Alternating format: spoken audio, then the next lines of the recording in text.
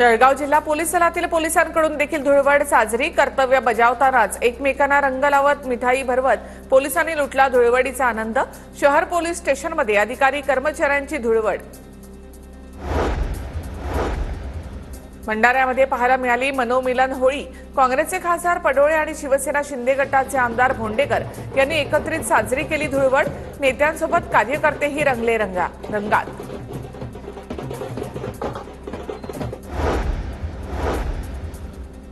भंडाऱ्यामध्ये धुळवडीच्या रंगात रंगली तरुणाई। महिलांनी सुद्धा डीजेच्या तालावर थिरकत साजरा केला रंगोत्सव। जिल्ह्यामध्ये दिसला धुलीवंदनाचा आनंद। साताऱ्याच्या वाईमधील बावधन बगाड यात्रेचा मान अजित ननावरे यांना मिळाला। 19 मार्चला बगाड यात्रेचा सोहळा। बगाड यात्रेला मोठ्या संख्येने भाविक हजेरी लावणार।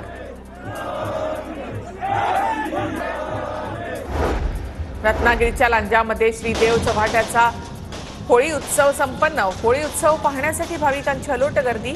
या उत्सवाची सुमारे 500 वर्ष जुनी परंपरा।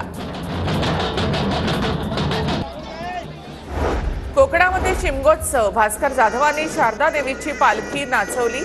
चिपळूणच्या तुरंबव गावात शिमगोत्सवाचा उत्साह।